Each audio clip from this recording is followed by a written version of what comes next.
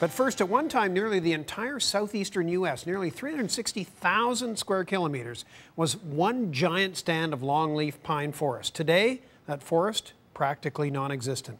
So we went to a little place in southern Georgia where they're using some pretty drastic-looking life support measures to keep it breathing, along with the unique animals that live there.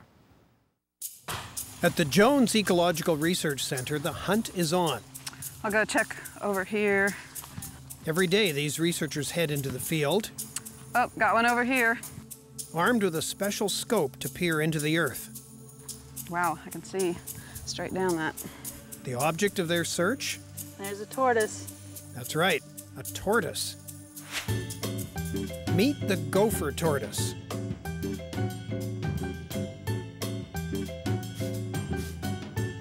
Gopher tortoises are sort of, what can I say? They're cute. Named for his digging skills, catching a glimpse of him on the surface can be rare. They dig these extensive burrows that can be up to 40 feet long.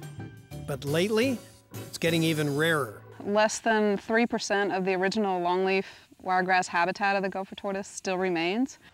And today, this man is out to burn that habitat down.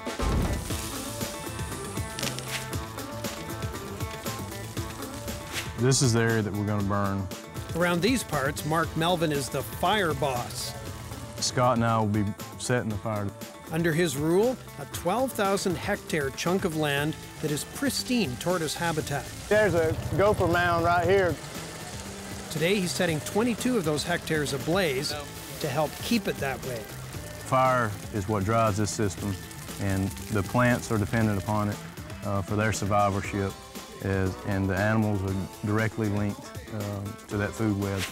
Historically, wildfires would sweep across the entire southeastern U.S. once every few years. But when they started to threaten valuable real estate, humans started stomping those fires out, along with the gopher tortoise. In the absence of fire in these ecosystems, you get encroachment by oak species. You take fire out of the system, the oaks get larger and larger.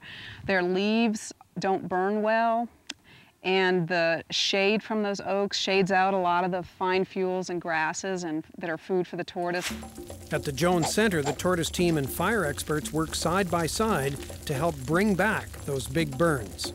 What we would like to see is restoration of a lot of lands here in the southeast, lands that were formerly in longleaf pine and wiregrass, and encourage people to manage for that sort of forest type. Step 1, prove that fire works, and 2, that it can be used safely. Looks like it's doing fine to me. To pull off a burn, it takes a lot of planning and a lot of preparation.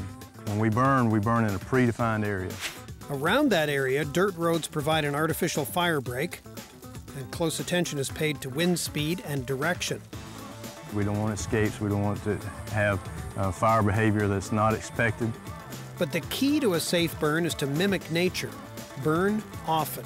Geographically, we're located in the lower coastal plain, and so we have a lot of lightning. Burning each plot every 2 to 3 years means the ground cover stays low, and therefore, so do the flames. The tall pines tower high above, unaffected by the fire. As for the tortoise, a cool burrow makes a great spot to escape the heat, and not just for him. More than 360 species of invertebrates, as well as some reptiles and amphibians, use the burrows. If you take a keystone species like the gopher tortoise out of the ecosystem, a lot of other species will suffer from that. At one of last year's burn sites, another tortoise has just popped up. Oh, we got one. Right, we got one. Right into the researchers' trap.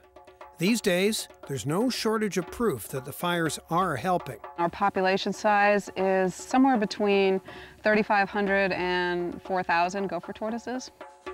But the researchers never stop tending to their flock. We have a unique opportunity here at the Jones Center to study gopher tortoises in habitat that we consider to be in what's called reference condition. In other words, it's been managed for a long time with prescribed fire, so it's in pretty good shape. A quick checkup confirms that the burn program is keeping this tortoise's habitat healthy. So his mouth looks nice and pink, so I'd say he's pretty healthy. For this guy, it's time to go home. Back at the burn, things are heating up. We're up to 600 degrees. A huge part to every Jones Center burn is fire science. For us to be able to use fire becomes more and more difficult and more challenging. And some of the gaps are in research. Using a special thermal camera, the researchers can study the fire's every move. Well, really what we're trying to do is get a really explicit and mechanistic understanding of how fuel, fire behavior, and fire effects are tied together. It's sort of counterintuitive. Sometimes having low fuel areas can actually cause an increase in fire behavior. And that was an unexpected result that we're looking into in more detail.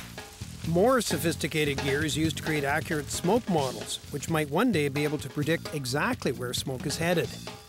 Even though the fire is in one state, it can impact an urban area 2 states away, and we see that every year. Each new fire gives the team valuable data on the anatomy of a successful burn. So Joe, how did it go up there? Great. We got everything we needed. The more they learn, the safer they can burn. And that should promote even more prescribed burning elsewhere. And for the Gopher tortoise, that is big news. Although everything right around here looks pretty thoroughly burned, in a week or so, everything's going to green right back up. Oh, got one over here. Yeah, let's go ahead and scope it. Things will resprout, and the quality of the forage right after a fire is even better for the gopher tortoises, so they'll be out grazing in no time.